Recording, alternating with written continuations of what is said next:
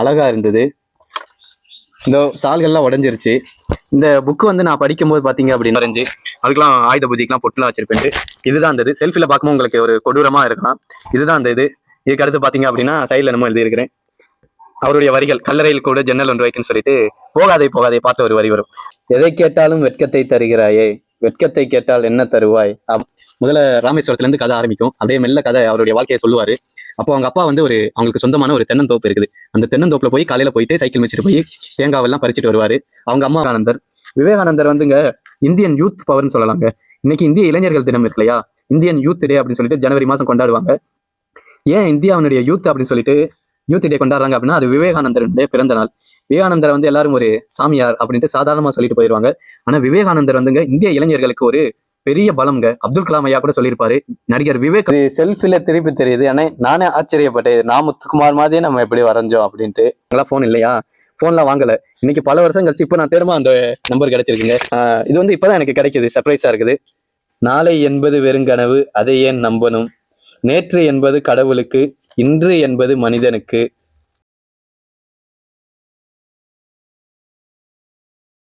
எல்லோருக்கும் வணக்கம். இன்னைக்கு வந்து என்னதுன்னு பார்த்தீங்கன்னா என்னுடைய புக் கலெக்ஷன்ஸ். நான் 10ஆப்பு படிக்கும்போது என்னென்ன புத்தகங்கள் அப்போ நான் வச்சிருந்தேன் அப்படிங்கிற ஒரு மலரும் நினைவுகள் அப்படின்னு சொல்லிட்டு இந்த புத்தகங்களை சொல்லலாம். இது வந்து நான் எடுக்கணும்னு சொல்லிட்டு எடுக்கல, ப்ரிப்பேரே பண்ணல. இன்னைக்கு வீடு ஒதுக்கும் போது இந்த புத்தகங்கள்லாம் ஒரு கவரில் போட்டு வச்சிருந்தது இன்னைக்கு என் கைக்கு கிடைச்சது. அப்படியே குப்பையாக இருந்தது, இப்பயும் அப்படிதான் இருக்கு. அதை அப்படியே உங்ககிட்ட காமிக்கிறேன். என்னென்ன புத்தகங்கள் நான் படித்தேன் அப்படிங்கிறத ஒரு நினைவு கிளறலா தான் இந்த வீடியோ இருக்குது. உங்களுக்கு அந்த புத்தகம் கிடைச்சா கண்டிப்பா படிங்க. வாங்க இப்ப பார்த்துடலாம். முதல் புத்தகம் வந்து அக்னி சிறகுகள்ங்க. இந்த அக்னி சிறகுகள் புக்கு வந்து அப்துல் கலாம் ஐயாவுடைய சுயசரிதை. அப்துல் கலாம் சார் வந்து எனக்கு ரொம்பவுமே பிடிக்கும். 10th படிக்கும்போது நான் ரெஃப்ரெஷ்மெண்ட்டுக்காக என்ன பண்ணுவேன் அப்படின்னா, ஸ்கூல் வந்து 6 மணிக்கு தான் முடியும் ஸ்பெஷல் கிளாஸ்ங்கிறது. 6 மணி வரை நான் படிச்சுட்டு வந்து திரும்பியும் வீட்டில் வந்து 7 மணிக்கு வரைக்கும் கரெக்டாக இருக்கும். 7 மணிக்கு வந்து திருப்பியும் நான் ஹோம்ஒர்க்லாம் பண்ண ஆரம்பிக்கணும். அப்படி இருக்கும்போது மைண்ட் ரிலாக்ஸேஷன் ஒன்று வேணும் இல்லையா, தொடர்ந்து நம்மளால் படிக்க முடியாது இல்லையா. அந்த மாதிரி நேரங்களில் நான் என்ன பண்ணுவேன் அப்படின்னா இந்த அக்னிச்சிறுகள் புக்கு படிப்பேன். இதை வந்து நான் படிக்க டக்குன்னு ஒரு வேகமாகவே இந்த புக்கெல்லாம் நான் படித்து முடிச்சிட்டேன். அவ்வளோ இன்ட்ரெஸ்டாக இருந்தது. இந்த புத்தகம் வந்து பாத்தீங்க அப்படின்னா ரொம்பவுமே பழைய புத்தகம்ங்க. எப்ப இருந்ததுன்னு தெரியல, ஆனா வீட்டுல இருந்தது. அப்போ நான் எடுத்து படிக்க ஆரம்பிச்சேன். இந்த தாள்கள் கூட இந்த உடஞ்சிருச்சு பாருங்க. இது வந்து அப்போ படிக்கும் போதே நான் வந்து பொத்தி திருப்பி படிப்பேன். அவ்வளவு அழகா இருந்தது. இந்த தாள்கள்லாம் உடஞ்சிருச்சு. இந்த புக்கு வந்து நான் படிக்கும்போது பாத்தீங்க அப்படின்னா அப்துல் கலாம் அவங்களுடைய வாழ்க்கை தானே.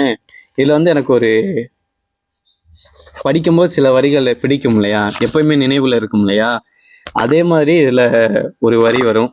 முதல்ல ராமேஸ்வரத்துல இருந்து கதை ஆரம்பிக்கும். அப்படியே மெல்ல கதை அவருடைய வாழ்க்கையை சொல்லுவாரு. அப்போ அவங்க அப்பா வந்து அவங்களுக்கு சொந்தமான ஒரு தென்னந்தோப்பு இருக்குது. அந்த தென்னந்தோப்புல போய் காலையில போயிட்டு சைக்கிள் மிதிச்சுட்டு போய் தேங்காவெல்லாம் பறிச்சுட்டு வருவாரு.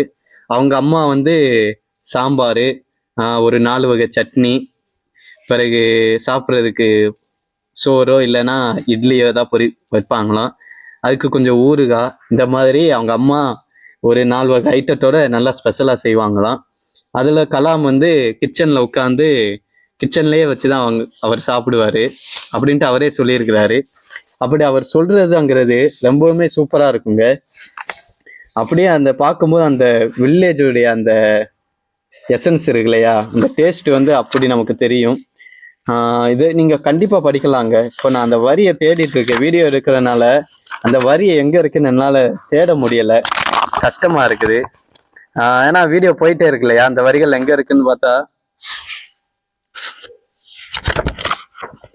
ஒருத்தருடைய ஃபோன் நம்பரு நான் தேடிட்டு இருந்தேன். 10th என்னுடைய ஃப்ரெண்டு என் கூட தான் உட்காந்துருப்பான். அவனோட ஃபோன் நம்பர்லாம் அப்போ நாங்களாம் ஃபோன் இல்லையா, ஃபோன்லாம் வாங்கலை. இன்னைக்கு பல வருஷம் கழிச்சு இப்போ நான் தேடுமா அந்த நம்பர் கிடைச்சிருக்குங்க. அவனோட ஃபோன் நம்பர் இந்த மேலே எழுதி வச்சிருக்கீங்க. இது வந்து இப்போதான் எனக்கு கிடைக்குது, சர்ப்ரைஸாக இருக்குது. இப்போ இந்த ஃபோன் நம்பர் வேலை செய்யுமான்னு தெரியல. வேலை செஞ்சா அவங்ககிட்ட பேசி பார்க்கலாம். அந்த வரிகளை திறமை நீங்க ஃப்ரீயா இருக்கும்போது இதை கண்டிப்பா படிங்க. இப்போ அடுத்த புத்தகத்துக்கு நம்ம போயிடலாம்.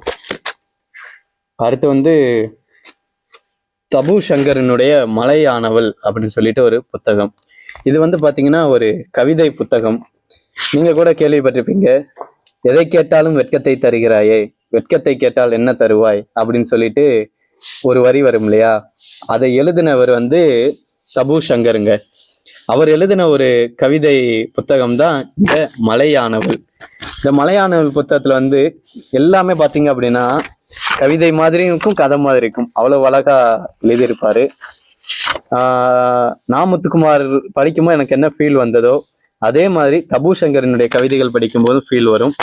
மோஸ்ட் ரெக்கமெண்டட்ல நான் சொல்றது என்னன்னா, தபு சங்கர் புத்தகங்கள் நீங்க கவிதை வாசிப்பவரா இருந்தா தபு சங்கரனுடைய எந்த புத்தகத்தை வேணாலும் படிக்கலாம் கண்ணை மூடிட்டு.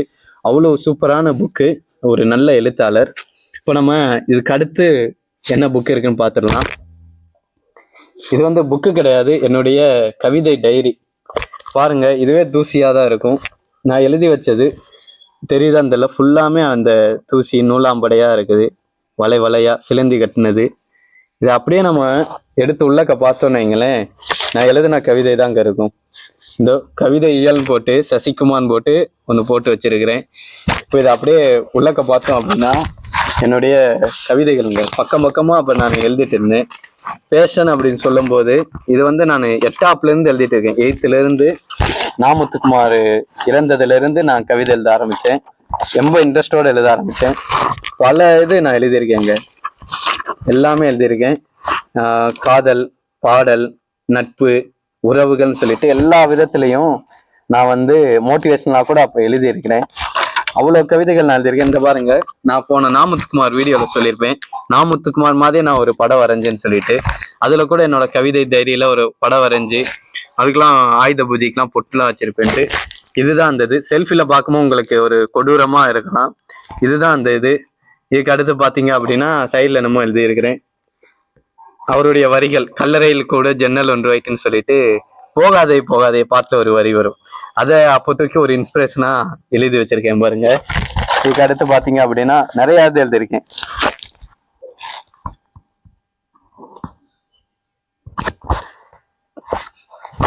நிறைய கவிதைகள் எழுதி வச்சிருக்கேன். பாகுபலியை கூட நான் கவிதை எழுதி வச்சிருக்கிறேன். சினிமா பாட்டெல்லாம் அந்த மெட்டை தூக்கி அந்த மெட்டில் என்னுடைய வரிகளை போட்டு நிறைய எழுதியிருப்பேங்க. அப்போ இந்த பாருங்க, இதுதான் நான் சொல்லியிருந்தேன். இது வந்து பார்க்க அப்படியே நாமுத்துக்குமார் மாதிரி இருக்கும். இது செல்ஃபியில் உங்களுக்கு அப்படியே திரும்பி தெரியுதுங்க. இது வந்து இன்னைக்கும் என்னுடைய வாட்ஸ்அப்பில் நான் இந்த ஃபோட்டோ வச்சுருக்கேன். என் ஃப்ரெண்டு வந்து இதை டிஜிட்டலாக ஒரு கலர் பண்ணி தந்தான் ஃபோன்லேயே. இன்னைக்கு என்னுடைய வாட்ஸ்அப்பில் அந்த பேக்ரவுண்டில் சேட்ஸ்லலாம் பார்த்தீங்கன்னா இந்த நாமுத்துக்குமாரனுடைய படம் வந்து அப்படியே கலர்ஃபுல்லாக அப்படியே கலர் அடித்த மாதிரி அப்படியே இருக்கும். இது செல்ஃபியில் திருப்பி தெரியுது. ஏன்னா நானே ஆச்சரியப்பட்டேன், நாமுத்துக்குமார் மாதிரியே நம்ம எப்படி வரைஞ்சோம் அப்படின்ட்டு. அடுத்து பார்த்தீங்க அப்படின்னா செல்ஃபில திரும்பி தெரியும், பட் நேரில் பார்த்தோன்னா அவரை மாதிரியே இருக்கும். இப்போ இந்த புத்தகம் அடுத்து நம்ம அடுத்து என்ன பார்க்க போறோம்னா, இதுவும் அதே மாதிரி ஒரு கவிதை டைரி. என் பேரை போட்டு எழுதி வச்சிருக்கிறேன். கிட்டத்தட்ட நிறைய டைரிகள் நான் கவிதை எழுதி எழுதி தொலைச்சிருக்கிறேன். இது ஏதோ கவிதை எழுதியிருக்கிறேன், ஏதோ ஒரு காரணத்துக்காக பாதியிலே விட்டுருக்கிறேன். இதுக்கு அடுத்து திருவாசகம். திருவாசகம் வந்து அப்போ நான் படிக்கல, பட் ரீசெண்டாக படிச்சிருக்கிறேன் நிறையா. திருவாசகம் வந்துங்க நம்ம சைவ மறைகளில் ஒரு முக்கியமான ஒன்றுன்னு சொல்லலாம். திருவாசகம் வந்து நான் படிப்பேன், ஆன்மீக ரிலேட்டடாகவும் படிப்பேன். நான் பெரியாரை பற்றியும் படிப்பேன், பெருமாளை பற்றியும் படிப்பேன், கம்யூனிசமும் நான் படிச்சிருக்கிறேன். கம்யூனிசம் புக்கும் இந்த இதில் ஒன்று பார்த்தேன், அதை அப்புறம் சொல்கிறேன். திருவாசகத்தில் பார்த்தீங்க அப்படின்னா எப்படி படித்தேன் அப்படின்னா, அந்த சில அரிய பல வார்த்தைகள் அந்த காலத்துல யூஸ் பண்ணது இருக்கும் இல்லையா, அதுல சில வார்த்தைகளை அந்த அண்டர்லைன் பண்ணி வச்சிருப்பேன். நம்மளுடைய கவிதைக்கு தேவைப்படும் இந்த மாதிரி வார்த்தைகளை நம்ம கவிதைகள்ல யூஸ் பண்ணலாம்னு சொல்லிட்டு சில இதுல அந்த முக்கியமான பாயிண்ட்ஸ் இருக்கிறதுக்கெல்லாம் அண்டர்லைன் பண்ணி வச்சிருப்பேன். இந்த பழக்கம் வந்து எனக்கு நாமுத்துக்குமார் அவர்கள்கிட்ட இருந்து தான் அவர் சொல்லிதான் எனக்கு தெரியும். அதனால இந்த அங்கங்க உங்களுக்கு தெரியுமா, அந்த அங்கங்க இந்த லட்டு வச்சு அப்படியே கீச்சு வச்சிருப்பேன். இந்த மாதிரி வந்து ஞாபகப்படுத்திக்கலான்ட்டு. ஆனா பட் அதை அண்டர்லைன் பண்ணி வச்சேனே தவிர திருப்பி நான் ரீகால் பண்ணலை. ஆனா திருவாசகம் பார்த்தீங்க அப்படின்னா அந்த லெட்டர்ஸ், அந்த வார்த்தைகள் வந்து பொருள் நமக்கு தெரியலைனாலும் அந்த வார்த்தைகளினுடைய அந்த சுவை இருக்கும் இல்லையா, அது நீங்க ரைமிங்கா படிக்கும்போது அவ்வளவு சூப்பரா இருக்கும். நிஜமாவே ஒரு நல்ல அனுபவமா இருக்கும். இதுக்கு அடுத்து என்ன அப்படின்னு பாத்தீங்க அப்படின்னா, திருவாசகம் பார்த்தாச்சா. இதுக்கு அடுத்து விழித்தெல விடியலுக்கு இல்லை தூரம் அப்படின்னு சொல்லிட்டு தேவராஜன் எம்ஏ படிச்சிருக்காரு. தேவராஜன் அப்படின்னு சொல்லிட்டு ஒரு ஐயா எழுதியிருக்கிறாரு. அந்த ஐயாவுடைய இந்த புக் மட்டும்தான் நான் படிச்சிருக்கிறேன். ஐ திங்க் வேற புக்கு அவரை பத்தி நான் படிச்சதில்லை, பார்க்கலாம். ஆனா இது ஒரு நல்ல புக்கா இருந்தது, ஒரு மோட்டிவேஷனல் புக் அப்படின்ட்டு சொல்லலாம். இது வந்து லாக்டவுன் பீரியட்ல நான் இதை படிச்சிருந்தேங்க. எனக்கு இன்னமும் நல்லா ஞாபகம் இருக்குது. இது வந்து பாத்தீங்க அப்படின்னா எல்லாமே மோட்டிவேஷன் சார்ந்ததா, ஒரு செல்ஃப் டெவலப்மெண்ட் புக்கு. நம்ம இப்போ சொல்றோம் இல்லையா, டிசிப்ளினை பத்தி புக்கு, மணி மேனேஜ்மெண்ட் பற்றிலாம் நம்ம புக்கு படிக்கிறோம் இல்லையா, அதே மாதிரி செல்ஃப் அந்த இக்கிகாய்ன்னு சொல்லிட்டு ஒரு ஜாப்பனீஸ் புக், அதே மாதிரி ஒரு செல்ஃப் டெவலப்மெண்ட்டுக்காக தமிழ்ல நிறைய புக்ஸ் இருக்கு, ஆனால் யாரும் படிக்கிறது இல்லை. அப்படி ஒரு புக்கு நான் படித்தேன். நிஜமாவே சரியான மோட்டிவேஷன் வந்து இதுல கிடைக்குங்க. விழித்தெல விடியலுக்கு இல்லை தூரம் அப்படின்னு சொல்லிட்டு ரொம்பவுமே போட்டு உங்களை வரித்து எடுக்கிற மாதிரி தான் இருக்காது. சினிமா பாட்டெல்லாம் அங்கங்க அவரு மேற்கோள் காட்டி அதெல்லாம் எக்ஸாம்பிளா சொல்லியிருப்பாரு. நாளை என்பது வெறுங்கனவு, அதை ஏன் நம்பணும், நேற்று என்பது கடவுளுக்கு, இன்று என்பது மனிதனுக்கு அப்படின்ட்டு வைரமுத்து ஐயாவினுடைய ஒரு ஐஸ்வர்யா ராய்ன்னு நினைக்கிறேன், அவங்களுடைய பாட்டு வரிகள் அதுல வந்து இதுல மேற்கோள் காட்டியிருப்பாரு. இந்த மாதிரி நம்ம ரொம்பவுமே டிப்ரெஸ்டா இருக்கும்போது இந்த புக்கெல்லாம் கண்டிப்பா படிச்சோம் அப்படின்னா நம்மளுடைய கவலைகள் வந்து ஒரு கன நேரங்களுக்கு இல்லாமல் இருக்கலாம், ஒரு மோட்டிவேஷன் கிடைக்கும். இதுக்கு அடுத்து பாத்தீங்க அப்படின்னா ஒன் ஆஃப் மை ஃபேவரேட்ல ஒருத்தர் சுகி சிவம் ஐயா. நிறைய பேர் கேள்விப்பட்டிருப்பீங்க. சுகி சிவம், சொல்வேந்தர், சொல்லின் செல்வர் அப்படின்லாம் சொல்லுவாங்க இல்லையா, சுகி சிவம் ஐயா. இவருடைய புத்தகங்கள் வந்து நான் 2 புத்தகங்கள் படிச்சிருக்கேன். சுகி சிவம் ஐயாவுடைய இந்த சிந்தனை முத்துக்கள்னு சொல்லிட்டு இது ஒரு புத்தகங்க. இதுக்கு முன்னாடி நான் இன்னொரு புத்தகம், அது இதுல இருக்கான்னு தெரியல, ஆனா ரொம்ப எனக்கு ஃபேவரட்டான புத்தகத்துல அது ஒண்ணு, வாழ்ந்து பார்க்கலாம் வா அப்படின்னு சொல்லிட்டு சுகி சிவம் ஐயாவினுடைய ஒரு புத்தகம்ங்க. அந்த புத்தகம் வந்து ரொம்ப சூப்பரா இருக்கும். சில என்னுடைய வாழ்க்கையில நடந்தத சுவாரஸ்யமான தகவல்கள்லாம் இருக்கும் இல்லையா, அது எல்லாத்தையுமே அவர் அதுல சொல்லியிருப்பாரு. அவ்வளவு அருமையான புத்தகம், சிந்தனை முத்துக்கள்னு சொல்லிட்டு. சுகி சிவம் ஐயாவுடைய புத்தகங்கள் கிடைச்சாலே நான் அதை எங்க இருந்தாலும் அதை கலெக்ஷன் கஸா நான் அதை விடவே மாட்டேன். இவருடைய ஸ்பீச்சஸ் எல்லாம் யூடியூப்ல கேட்டு பாருங்க, நிஜமாவே சொல்றேன், ரொம்பவுமே நல்லா இருக்கும். இப்போ இதுக்கு அடுத்து பாத்தீங்க அப்படின்னா ஜீவாங்க. எத்தனை பேருக்கு இந்த கம்யூனிசம் தெரியும் இல்லையா உங்களுக்கு? இப்போ கம்யூனிஸ்ட் அப்படின்னா ஒரு கட்சின்னு சொல்றாங்க, ஆனா கம்யூனிசம்ங்கிறது காரல் மார்க்ஸ் காலத்துல இருந்து ரஷ்யால இருந்தே நம்ம கிட்ட இருக்குது. இந்த கம்யூனிசம்ங்கிறது இவர் ஒரு கம்யூனிஸ்ட் தலைவருங்க ஜீவா அவர்கள். எத்தனை பேருக்கு இவரை தெரியும் தெரியாது. இப்போ நம்ம கம்யூனிஸ்ட்னு எடுத்துக்கிட்டா தமிழ்நாட்டுல யாரு தெரியும் தெரியுமா? இப்போ வேள்பாரி எழுதினார் இல்லையா, சு வெங்கடேசன் அவர்களை தெரியும். இன்னைக்கு கொஞ்சம் போனா பெரும்பாலும் யாரு தெரியும்னா இப்ப ஐயா யாரு பாருங்க, எனக்கே பேர் மறந்து போச்சு பாருங்க, டக்குன்னு வர மாட்டேங்குது.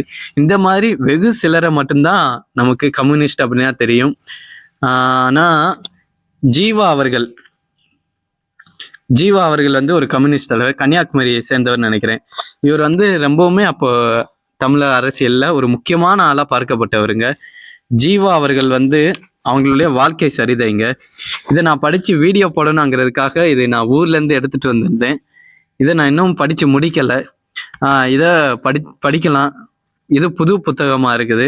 இதை நான் படிச்சுட்டு கண்டிப்பா நம்ம அரசியலை பத்தி காணொலி போடும்போது ஜீவா அவர்களினுடைய காணொலி வந்து கண்டிப்பா நம்ம போடுவோம். இதுக்கு அடுத்து பாத்தீங்க அப்படின்னா கருணை பொழியும் ஸ்ரீ கற்ப ரக்ஷாம்பிகை அப்படின்னு சொல்லிட்டு ஏதோ ஒரு புத்தகம். இது நான் படிச்சது இல்லை, பட்டு கூட சேர்ந்து வந்திருக்குது. இது ஒரு ஆன்மீக புத்தகம் போல. ஆன்மீக புத்தகங்கள் நான் படிச்சிருக்கிறேன். எங்க வீட்டுல பெரிய புராணம், எங்க தாத்தாலாம் வச்சிருந்த பெரிய புராணம் இருந்தது, கந்த புராணம் இருந்தது, பகவத்கீதை இருந்தது, ராமாயணம் சொல்லிட்டு இருந்தது. இதெல்லாமே நான் படிச்சிருக்கிறேன், இன்ட்ரெஸ்ட் இருந்தது அப்ப. இப்பயும் அந்த ஆன்மீக அந்த புத்தகங்கள்லாம் படிப்பேன். பட் இந்த புத்தகம் நான் வந்து படிச்சதில்லை.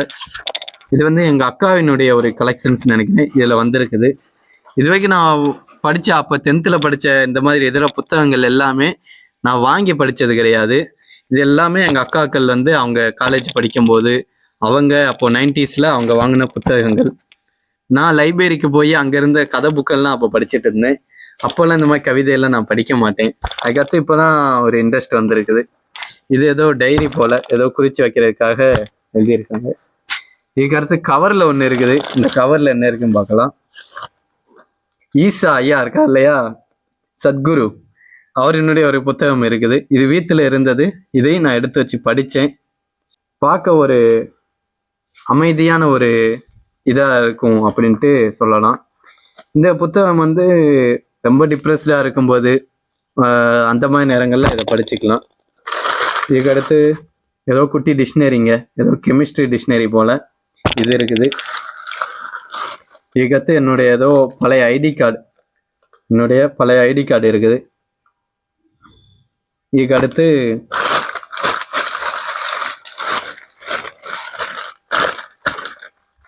புத்தரினுடைய அறமுரசு அப்படின்னு ஒரு புத்தகம். புத்தர் வந்து எனக்கு ரொம்ப பிடிக்கும். புத்தா இது வந்து பார்த்தீங்க அப்படின்னா ரொம்ப பிடிக்கும். இந்த புத்தர் கூடவே வந்து பார்த்தீங்கன்னா விவேகானந்தர் ஒன்று வச்சிருக்கேங்க. இது வந்து பாதுகாப்பாக நான் வச்சிருந்தேன். இதோட அட்டை கிழிஞ்சு போச்சு. பட் இந்த புத்தகம் வந்து பாக்கெட்டில் வச்சுக்கிற ஒரு புத்தகம். 32 பக்கங்கள், அதுவும் சின்னதுங்க. நான் ஒரு புத்தகம் வச்சிருந்தேன். விவேகானந்தரை பற்றி நான் இந்த இடத்துல ஏன் சொல்லணும் அப்படின்னா, நான் வந்து எந்த வித காம்படிஷனில் எந்த வித போட்டிகளையும் நான் ஸ்கூல் படிக்கிறப்பெல்லாம் கலந்துக்கவே மாட்டேன். பேச்சு போட்டி, திருக்குறள் போட்டி, இந்த மாதிரி மேடை ஏறல எந்த ஒரு போட்டிலையும் நான் கலந்துக்க மாட்டேன். அப்போது அந்த திறமையெல்லாம் எனக்கு கிடையாது அப்படின்ட்டு நான் நினச்சிட்டு இருந்தேன். ஏன்னா 8th 7th படிக்கும்போது விவேகானந்தர்னு ஒரு புத்தகம்ங்க. அவர் புக்கை நான் படித்தேன். படிச்சுட்டு என்னன்னு தெரியல, அந்த வருஷம் வந்த ஒரு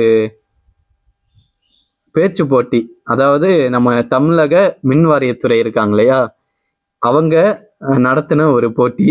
அது வந்து எங்கள் ஸ்கூலில் நடந்தது. நான் மேடை ஏறினது என் வாழ்க்கையில் அப்போதான் நான் பேசினேன். பேசும்போதும் நான் சில தவறுகள் விட்டு பல்பெல்லாம் வாங்கினேன். ஆனால் அந்த இதில் வந்து நான் வந்து 2nd பிரைஸ் வாங்கினேன். எல்லாரும் நல்லா இருக்கு அப்படின்ட்டு சொன்னாங்க. அது வரைக்கும் நான் மேடை ஏறாத நான் அப்போ மேடை ஏறி நான் பேசுறதுக்கும் மோட்டிவேஷனாக இருந்ததுக்கும் ஒரே ஒரு காரணம் அப்படின்னா விவேகானந்தர் வந்துங்க இந்தியன் யூத் பவர்னு சொல்லலாங்க. இன்னைக்கு இந்திய இளைஞர்கள் தினம் இருக்கு இல்லையா, இந்தியன் யூத் டே அப்படின்னு சொல்லிட்டு ஜனவரி மாதம் கொண்டாடுவாங்க. ஏன் இந்தியாவினுடைய யூத் அப்படின்னு சொல்லிட்டு யூத் டே கொண்டாடுறாங்க அப்படின்னா, அது விவேகானந்தருடைய பிறந்த நாள். விவேகானந்தரை வந்து எல்லாரும் ஒரு சாமியார் அப்படின்ட்டு சாதாரணமாக சொல்லிட்டு போயிடுவாங்க. ஆனால் விவேகானந்தர் வந்துங்க இந்திய இளைஞர்களுக்கு ஒரு பெரிய பலம்ங்க. அப்துல் கலாம் ஐயா கூட சொல்லியிருப்பாரு, நடிகர் விவேக் அவர்கள் சொல்லியிருப்பாரு. விவேகானந்தர் வந்து ஒரு மதத்தை மட்டுமே ரொம்ப பேசுவார் அப்படிலாம் கிடையாதுங்க. விவேகானந்தர் வந்து எல்லா மதத்தை பற்றியுமே சொல்லியிருக்கிறாரு. விவேகானந்தர் வந்து எல்லா மதத்து மேலேயும் ஒரு நல்ல அபிப்பிராயத்தை சொல்லியிருக்கிறாரு. அதுலேயும் பார்த்தீங்க அப்படின்னா இவருடைய மோட்டிவேஷன் எல்லாமே எப்படி இருக்குன்னா, நீங்கள் போய் ப்ரேயர் பண்ணுங்க, பண்ணாமல் போங்க, சாமி கும்பிடுங்க, கும்பிடாமல் போங்க. ஆனால் நீங்கள் வந்து ஒரு விளையாட்டு மைதானத்துக்கு போய் நீங்கள் கண்டிப்பாக விளையாடணும் அப்படின்ட்டுலாம் அவர் சொல்லியிருப்பார். நீங்கள் உங்கள் பக்கத்தில் இருக்கிறவங்க மேலே உங்கள் மேலே நம்பிக்கை இல்லைன்னா நீங்கள் கடவுள் மேலே நம்பிக்கை வைக்கிறது வீணான ஒரு விஷயம் அப்படின்ட்டும் அவர் சொல்லியிருப்பார். விவேகானந்தருடைய மோட்டிவேஷனுங்கிறத கண்டிப்பாக படிக்கணும், எல்லாரும் படிங்க. இதுக்கு அடுத்து பார்த்தீங்க அப்படின்னா புத்தரின் அறமுரசு, இந்த மாதிரி பழைய கலெக்ஷன்ஸ்லாம் நான் வச்சுருந்துருக்கேன். இதுக்கப்புறம் பார்த்தீங்க அப்படின்னா வேற என்ன இருக்கு, அதான் ஏதோ ஒரு 2017-18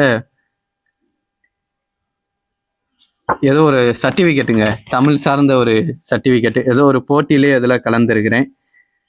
அதில் வந்து முதல் தகுதி தேர்ச்சி பெற்றா அப்படின்னு சொல்லிட்டு ஒரு இது. அப்போ தமிழ் வந்து எனக்கு அப்போலேருந்தே நல்லா வரும். பப்ளிக்கில் கூட 95 எடுத்திருந்தேன். தமிழில் அப்போ ஏதோ ஒரு சர்டிஃபிகேட் வாங்கி வச்சிருக்கேன் போல், அதை அப்படியே வச்சிருக்கிறேன். இதுக்கடுத்தது பர்ஸு, வாய்ப்பாடுங்க, இந்த டேபிள் புக்கு இதெல்லாம் பார்க்கும்போது அன்னையிலேருந்து நான் சின்ன வயசில் 2002 பிறந்தேன்.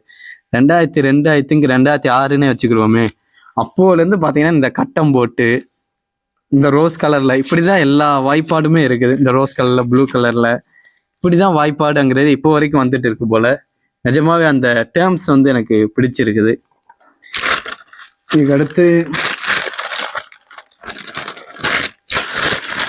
இதுக்கடுத்து அவ்வளோதான், வேற எதுவும் என்கிட்ட இல்லை இப்போதைக்கு. வேற ஏதாவது புத்தகங்கள் கிடைச்சா நான் உங்ககிட்ட ஷேர் பண்ணுறேன். இன்னைக்கு மோஸ்ட் ரெக்கமெண்டட் புக்கில் பார்த்தீங்க அப்படின்னா சுகி சிவமையா அவனுடைய அந்த புத்தகம் சொல்லலாங்க. Agni Siragugal book most recommended சொல்கிறேன். இந்த புத்தகங்கள் நீங்கள் படிங்க, நிஜமாவே நல்லா இருக்கும். வேற ஒரு புத்தகம் நான் படித்தேன் அப்படின்னா அதை கண்டிப்பாக சொல்கிறேன்.